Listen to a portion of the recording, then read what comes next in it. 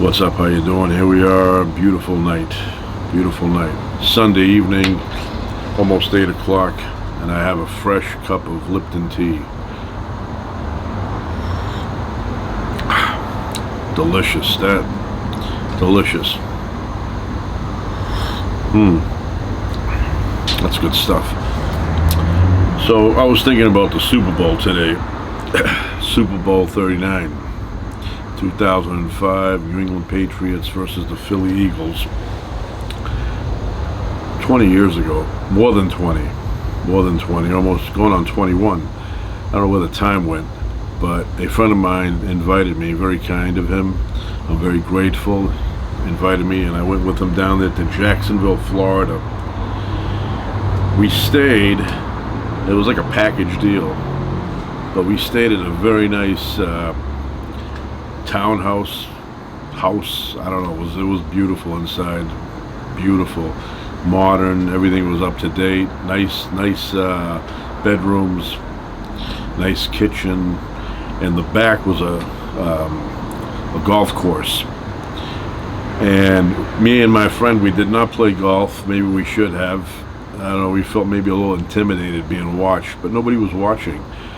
You know, we thought it was going to be like people all around looking at us, and it wasn't anything like that. So we didn't play because we were misinformed on our own information. But we should have played. There were people in front of us that were goofing off. We could have goofed off too. And we had a golf cart. We drove that around. But it was a good time, and I'm like I said, I'm very grateful that my friend invited me to that. It was a once in a lifetime opportunity. How many times can you go to a Super Bowl? Probably none, but I went to one. So we got to see Willie Nelson, part of the package, the Los Lonely Boys, which I miss. I don't know whatever happened to them. I think I read somewhere a while ago that they had a falling out. They had an argument with each other, and they no longer are a band. I don't know. It's very sad though, because they're brothers. So I like their music though. That album that they had, man, that had a lot of good songs. I love that style. That style pleases me. So we went there. We saw Willie Nelson, but first was the Los Lonely Boys. They were out there, modern equipment, everything was up to date. And then they finished their set, and they left, and here comes Willie. Willie comes out. They have ancient technology. Everything looks like it was from 1960. They're all old, very old. And Willie Nelson, of course, had that famous guitar, that Martin guitar with the gash. He's playing a lot this way. He's like he made a hole in it. So he was there, enjoyed it. But yeah, I was looking at him. I go, you need to update some of that equipment, some of it. There were girls in front of us. They were, I don't know, early 20s, and they knew every word to every Willie Nelson song. Now I know a lot of Willie Nelson songs, but they knew every single one. And there was a song I didn't know, and they were singing to it nice and loud, and I later became a fan of it. Beer for My Horses, right? It's a duet with Toby Keith, which I love Toby Keith's music. Big fan of Toby Keith. He's got a lot of good songs. Maintenance Man, all right? That Tavern song. There's a lot, like literally, you could have a 3-hour concert with him. Ended up passing away not too long ago, but he was fantastic, man. I loved his music. Still to this day, I love it. Shouldn't do the past tense for the music. And you know, I'm a fan of Willie Nelson. This guy's very productive. Every year, puts an album out. You know, every year. Can't keep up. There's always something new with him. I saw something fly by. But that was a good experience. We drove down to Florida. It was crispy out. It wasn't warm because it's northern Florida. I went down there, and the game was exciting.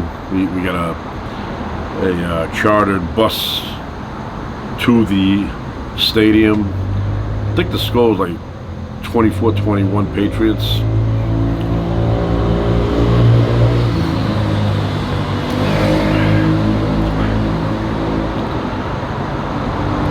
It's amazing though, over 20 years have passed. Like boom, boom. It's like, what's that? Like sands through the hourglass, so are the days of our lives. That McDonald Carey, he's got it right.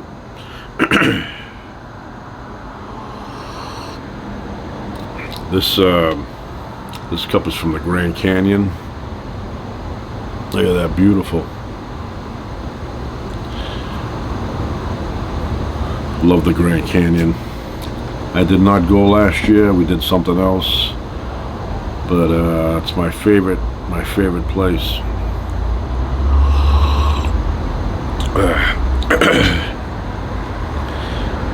Yeah, ever since I was young, when I went the first time and I went all the way down past Phantom's Ranch and back again, I love that place.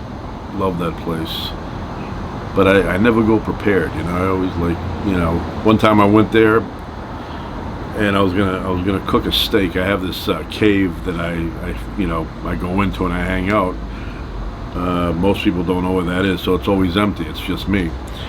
And I went down there and I get ready to do my cooking and everything, and I pull out the steak and it was solid as a rock. It was frozen and I couldn't unfreeze it. I mean, the temperature was like really cold, and my steak, I had it in the car.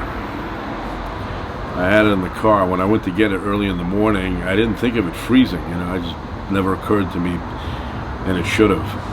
And I grabbed it, and it was like a brick. I said, so I made some other stuff, but not my steak.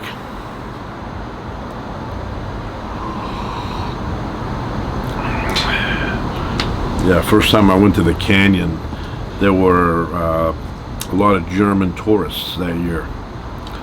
And I still remember some of the faces. I mean, it was decades ago, but I remember some of the faces, especially this woman that was sitting next to me on the bus, you know, to get to the edge. And I don't know if they got a special, because there was a lot of German tourists. And I remember there was a moth. I remember there was a dude. He looked like the Ricola guy, and he was doing some hiking. But I went down to the bottom, and when I got there, I couldn't come up because I had to keep going. It was so beautiful that my eyes would not let me turn around. I just had to keep going. And I found a payphone at the bottom.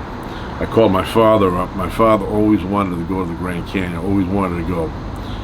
Every year he would say, this year we're going to go to the Grand Canyon. Never went. Never went. Why? Because we had a neighbor that discouraged him. My father would talk to the neighbor, and the neighbor would say, you know, you need to make reservations a year in advance, otherwise you can't go. And my father would always say to me, I want to go, but I cannot make reservations a year ahead of time. I don't know my job, you know, if I'm going to be busy, I can't do it that far out. I can do it a couple of months, but not a whole year. Turns out that was bad information. We never make a year ahead. You know, we'll do it like a month, and we have no problem. You know, I don't know where that guy heard that you had to do a whole year ahead of time, but that was not a true story. So my father, who always wanted to see it, never saw the Grand Canyon. And when I got there and I called him, I go, guess where I am? And he gave me some local places. I go, no, I'm much further than that. What am I, 5? I go, I'm at the Grand Canyon, I'm at the bottom. And he got all excited.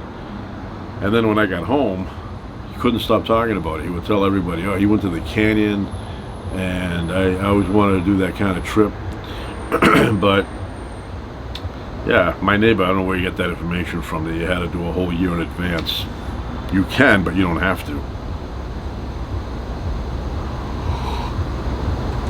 So the Grand Canyon is one of those places that speaks to me. And I'll tell you what, when I'm in Disneyland, that train ride that goes around the entire circumference, my favorite part of that is when they go by this area that looks like the Grand Canyon, and the announcer starts telling you about the Grand Canyon. I love it. I love it. Ever since I was little and I would see pictures of it, you know, it's one of those things. It just speaks to you. You know, but when I went there, I was like a kid in a candy store. A kid in a candy store. But I did not prepare for that. I didn't train or anything. I just, you know, I was there. I was talking, you know, the way it began was my car died. I got there, my car died. Had no juice in the battery. I didn't know what was wrong at the time. It just wouldn't start. And I said, all right, well, since I'm here, I'm not even going to think about this car. It was a crappy car. It was old, a lot of miles, and that's what happens. So I said, I'm going to go check the canyon out. And I went and I looked, and my eyes were like, what is this beautiful thing? Is this a Bob Ross painting or is this real? So I went over there, I went down below, and there was an area where I was standing, and there was a guy. He had a camera out, and then there was a ranger, a female ranger. And so he comes up to me, and he says, hey, can you hold the camera and videotape me? I want to talk to my wife. And I said, sure, bring it. So he brings it to me, and I start videotaping. And he's like, hi, honey. It's me. I'm here at the Grand Canyon. How are the kids? No, no, no. He's talking like a couple of minutes, and then I give it back to him. So somewhere in the U.S. right now, there's a guy who has a video of him at the canyon, and I shot the video. So anyway, he thanks me. I give him back his camera, and then he leaves, and now it's just me and her, me and the ranger. Little plane. Oh, that's a helicopter. Helicopter. LAPD, I don't know. Once again, I don't know where they're going at night.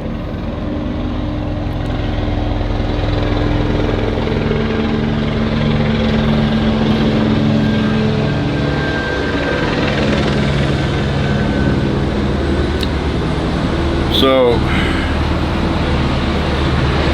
if you start talking to me, you know, small talk, and you know, where you're from, where, you know, that kind of stuff, and then she says, are you going down there? And I look down where she's pointing, and it's basically a little bit, you know, past the Indian Gardens place, right on the edge where that trail is. And I go, no, I don't think I'm going to go down there. I'm worried about my car. I'm not thinking about taking a hike. And she goes, oh, and then I said to her, how far is that? Like maybe 20 minutes from here? She's like, oh, no, a lot more than that, a lot more than that. And then I said bye, she said bye. She went on her way, and I was left there thinking about it. And I thought about it for about 30 seconds, maybe 35, and I said, you know what? My car is dead. I don't have any place to stay here. I'm here already, why don't I go down there? And it was late in the day. It was afternoon time, like 2 o'clock or something, maybe like 1, around there. So I went into the store there, little convenience store, you know, gift shop. I bought I bought 2 bags of peanuts, like the kind they give you on the airplane, and I bought Sprite or ginger ale. I think it was Sprite. And I ran down. I want to make up for lost time, and I ran and I ran and I ran, and I'm get the sweat going down. It was hot. It was over 105, 110 degrees that day, and I was passing everybody. You know, I'm young back then. I'm in my prime. I'm running down, and I didn't stop until I got to the bottom of where the Indian Gardens place is.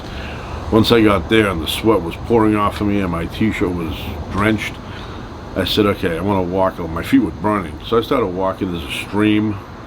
Took off my shoes, put my feet in there for about 5-10 minutes, let them cool off from the friction, and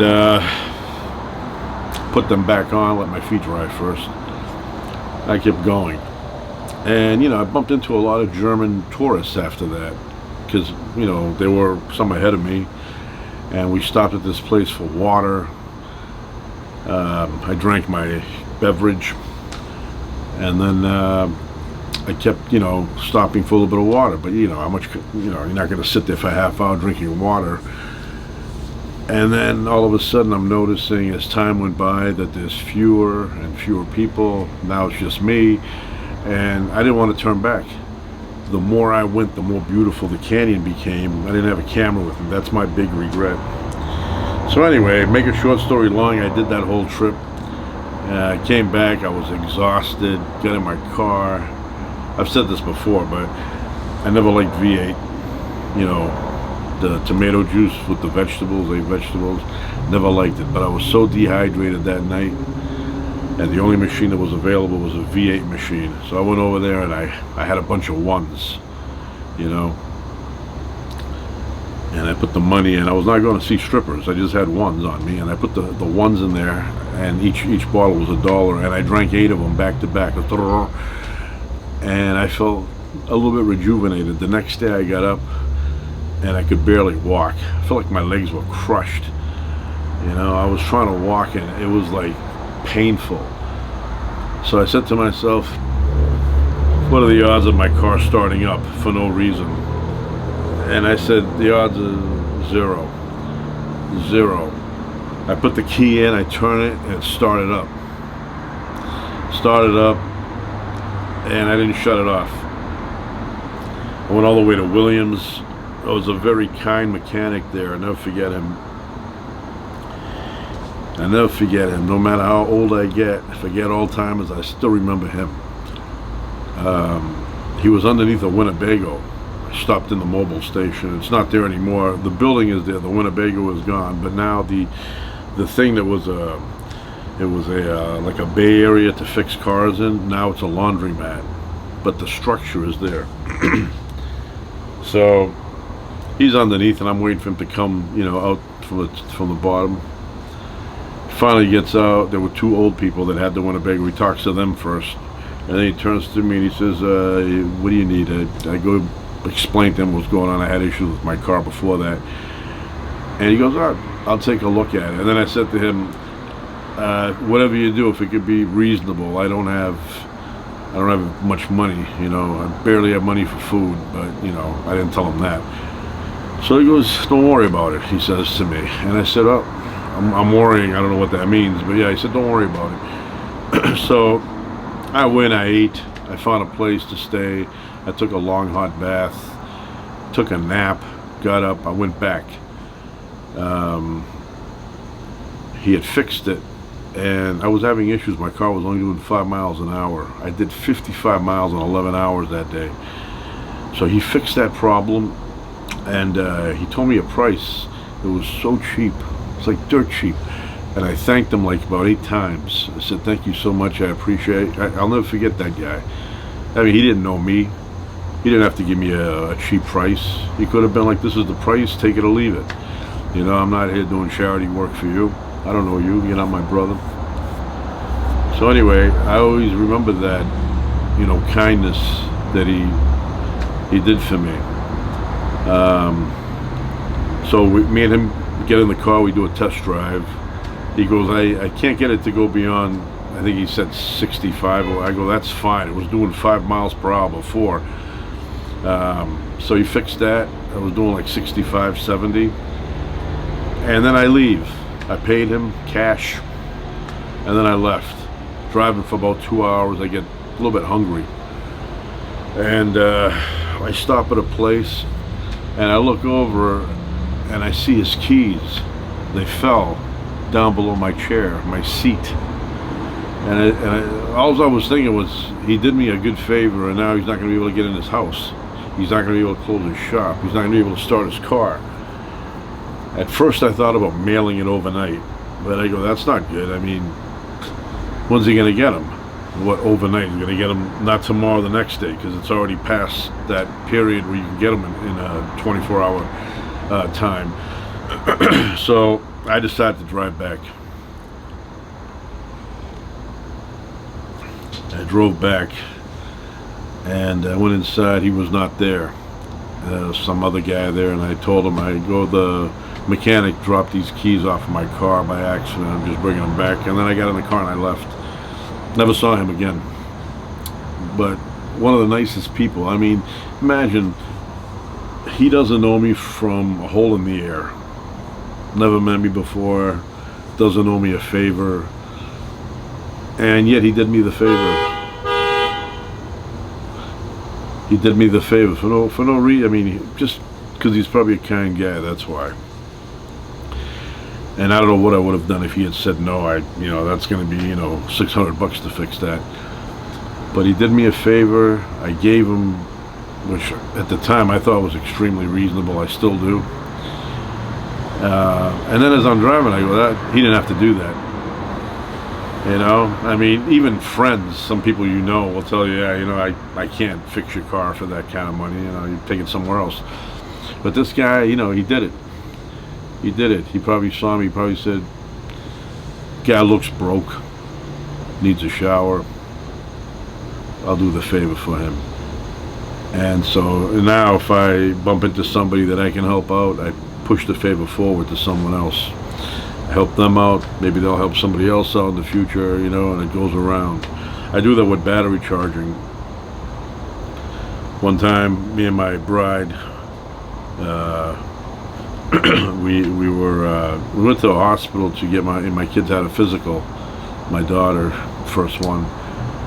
And to leave, we get in the car and it wouldn't start. Battery died. All of a sudden, out of nowhere, a truck pulls up with a bunch of guys that look like they're from the Dukes of Hazzard, that style, Cooter. And guy says to me, "You need to jump?" I said, "Yeah." He goes, "All right." Pulls out his jumper cables, and within 15-20 seconds, I was out of there. So I ended up buying, a device that can jump, And one time I was at Ralph's shopping. I went downstairs. There was an old guy with his wife, and they were just staring at the battery. And I said, "You know what? I don't think they can start that car." I went up there and I go, "What's going on? The battery died?" And he goes, "Yeah, my battery died." And I said, "All right, I have a thing I can hook up." So I hook him up and it started the car. He thanked me like 100 times. Turns out, guy had cancer and he was coming from treatment. And his wife told me that. He said, "Yeah, we just had some treatments done for his cancer." And I said, "All right, well, old guy, old guy." So now, anytime, if I can do it, if I have the technology. If I don't have it, then I can't do it. But if I see somebody in need, like a battery or something like that, I will stop. I will stop and pay back the favor from the past. You don't forget that stuff.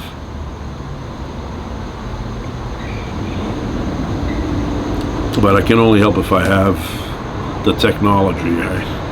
I can't get a lightning bolt to come in and start the battery up like Back to the Future.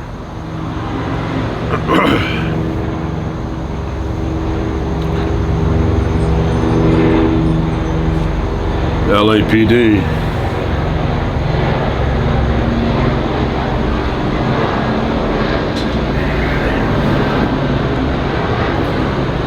I will say I've been helped out a few times by hippies in my life. When I was little, I was with my grandfather, and we were driving on a busy road. All of a sudden, his car stalled in the middle of the road. It was a 2-lane road, both sides, 2 and 2. Stalled. My grandfather's panicking. What are we gonna do? What are we gonna do? A car pulls up. Bunch of hippies jump out. In those days, you could stuff a lot of people in the car. There were like 5, 6 of them. They jumped out, long hair, looked like John Lennon when it was like 1974. Beards, mustaches, and everything. And they said, "What's the problem?" My grandfather said, "My car won't start." So they go, put it in neutral, Pops." What's going on here? Put it in neutral, they said to him, "Pops." And he did, and then all of them got around the car and they pushed us up on the side there. And my grandfather for years could not stop saying, "Those hippies were nice people, very nice people," the hippies. So the hippies, all that means is somebody who's hip. I guess the long hair. But I've been helped, a few times when I needed it. Be surprised. There are people that are your relatives that won't help you. They'll stab you in the back, spread stories, it's disgusting, run into relatives like that, and they think they're righteous. And then there's other people, they don't know you, never met you before, and they'll do you a favor. You know, I have a couple friends like that. You know, I had a friend of mine years ago. I was driving cross country, ran out of money, almost home, but not quite. I called him up. I said, hey, if you could do me a favor, if you could send me, you know, I told him like $20. I don't have money to buy food. I mean, I can buy food, I can't get gas. If I get gas, I can't buy food. So he said, oh, where are you? And I told him, and he sent me, you know, Western Union. But he didn't send me 20, he sent me 100. I didn't even ask him for the 100. So, you know, just did it. Just did it without me asking him. So people think I forget. I don't forget. I don't forget. I remember that I asked him for money. He said yes, but he sent me even more than I asked for.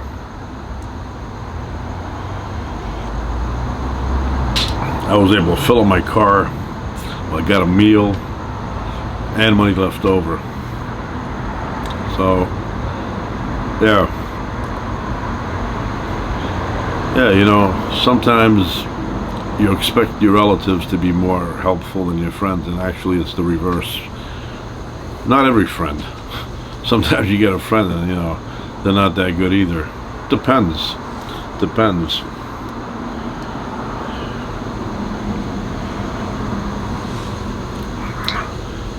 So beautiful night. Beautiful. I see these little, like, you know, little fly things, and it's like, come here, I got something for you.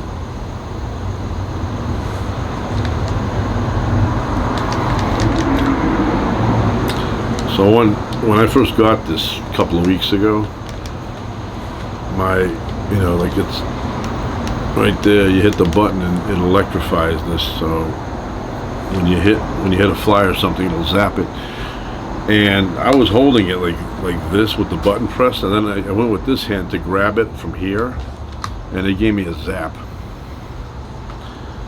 It gave me a zap. It's annoying, but, you know, what are you gonna do? It lasted for about half a second. I got a zap one time in my life. I'll never forget the zap. So I was there at a house. Electrician was putting up a circuit breaker box, and it was 220 volts, not the 110. It was a 220 wire for 220 was going through, but it was live. And they went up in the attic, and they said to me, I'm going to pull the slack. When it tightens, I'm going to stop. But he goes, I don't know, he goes, I can't tell when it's going to tighten, you have to tell me. So I said, all right. But he goes, be careful. The bottom, he had about that much of the copper exposed on the bottom. He said to me, it's live, be careful. I said, all right, what do you think? Of course I want to be careful. He goes, it's not 110, what you're used to, it's 220. All right, I go, I'm not going to touch it. So he goes upstairs, he starts pulling fast, and I'm holding it. It's going through my hand, and I'm thinking, okay, when it gets to about that long, I'm going to grip it. So it gets to about that long, I grip it, but he pulled hard, and it went through my hand, and the live copper stopped in between my fingers, and my hand got pulled into the box up top, and it got stuck. And the 220 was zapping me, and I was pulling it down, and I couldn't get my hand out for about, this is not a long time, it's basically, you know, 3 or 4 seconds, but that 3 or 4 seconds at 220, it feels like a really long time. If you want time to go slow, do something like that. You'll see how fast, you know, the years go by. They'll go by like a snail. So anyway, I finally got my hand free, and my index finger, which was touching the live wire, was numb for about an hour. I couldn't get sensation back into the index finger. Finally came back. But yeah, my heart from beating like 80 beats a minute went up to like 250. It was like brrrr. I felt like a little sparrow beating fast. But it was painful. It was painful. And when I told him, he was like, yeah. I want to tell him, you know what? Pull slower. Do it like, he was like brrr, doing that. And by the time I realized realize what was happening. My hand got pulled in. So.